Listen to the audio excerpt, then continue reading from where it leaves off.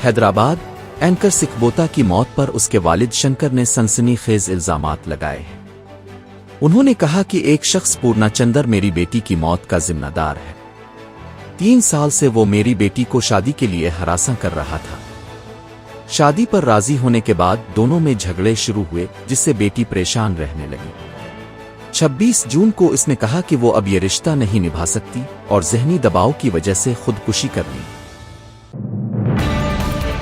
شنگرپلی رنگا ریڈی میں ایک نوجوان خاتون نے کار ریلوے ٹریک پر چڑھا دی، جسے ریلوے پولیس نے حراست میں لے کر ایاراگڈا مینٹل اسپتال منتقل کیا۔ واقعہ 26 جون کو پیش آیا جب خاتون ناگول اپلی سے شنگرپلی جاتے ہوئے کار ٹریک پر لے گئی۔ مقامی افراد نے روکا مگر خاتون نے کسی کی نہ سنی اور آگے بڑھتی رہی۔ سامنے سے آنے والی ٹرین کے پائلٹ نے وقت پر گاڑی روک کر بڑا حادثہ ٹال دیا۔ پولیس نے ذہنی حالت جانچنے کے لیے عدالت سے اجازت لے کر اسپتال منتقل کیا اور رپورٹ کے بعد دوبارہ عدالت میں پیش کرے گی۔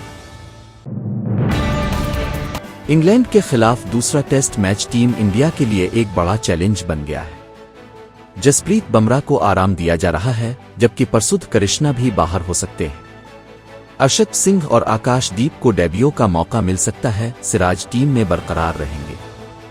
شل تھاکر کی ناقص کارکردگی کے باعث ان کی جگہ کلدیپ انیتیش کمار ریڈی کو موقع دیا جا سکتا ہے۔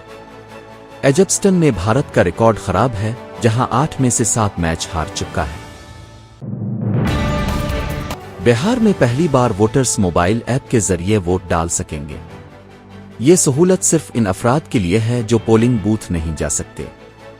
پائلٹ پروجیکٹ پٹنہ، روہتاس اور مشرقی چمپارن میں بلدیاتی انتخابات کے دوران شروع ہوا ہے۔ 28 جون 2025 سے موبائل ایپ کے ذریعے ووٹنگ کا آغاز ہو چکا ہے۔ ووٹ ڈالنے کے لیے چہرے کی شناخت لازمی قرار دی گئی ہے تاکہ فراڈ سے بچا جا سکے۔ حیدرآباد کے جے ڈی میٹلا میں ہائیڈرا نے پارک پر ہوئے قبضے کو صرف 3 گھنٹوں میں ہٹا دیا۔ مقامی لوگوں کی شکایت پر فوری کارروائی کرتے ہوئے دیوار تعمیر کی گئی اور پارک کو بچا لیا گیا۔ رکمنی اسٹیٹس کے 1200 گز پارک کا آدھے سے زیادہ حصہ جعلی دستاویزات پر قبضہ کر لیا گیا تھا۔ ہائیڈرا نے IS سدن کرشنا نگر میں بھی نالے پر بنے غیر قانونی تعمیرات کو منہدم کیا۔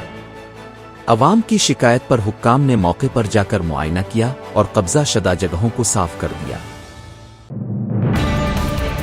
کہ نیشنل انسٹی ٹیوٹ آف ملیریا ریسرچ میں مختلف شعبوں میں خالی اسامیوں کے لیے درخواستیں طلب کی گئی ہیں۔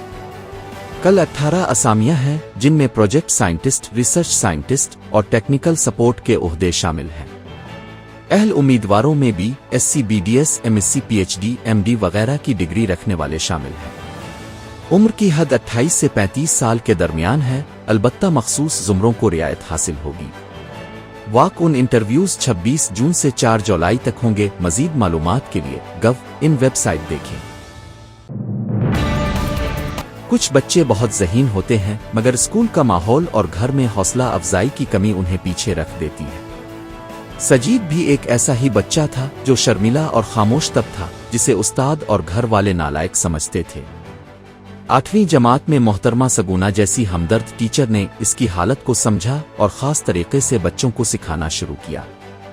مزاحیہ انداز اور کہانیوں کے ذریعے پڑھاتے ہوئے سب بچوں کا اعتماد بحال کیا، جس سے سجید نے بھی نمایاں کارکردگی دکھائی۔ آخرکار وہ 10ویں جماعت میں اسکول کا ٹاپر بن گیا اور سب نے ٹیچر کی حوصلہ افزائی کو سراہا۔ دنیا کے مشہور سرمایہ کار وارن بفٹ نے حال ہی میں بڑا فیصلہ کیا ہے۔ انہوں نے برکشائر کے $6 ارب مالیت کے شیئرز عطیہ کرنے کا اعلان کیا ہے۔ یہ عطیات گیٹس فاؤنڈیشن اور خاندان کی 4 دیگر فلاحی تنظیموں کو دیے جائیں گے۔ اس فیصلے کے بعد ان کی دولت میں کمی ہوئی ہے اور وہ دنیا کے 6 امیر ترین شخص بن گئے ہیں۔ وارن بفٹ اب تک کئی $ارب عطیہ کر چکے ہیں اور اپنی موت کے بعد بھی 99.5 دولت عطیہ کریں گے۔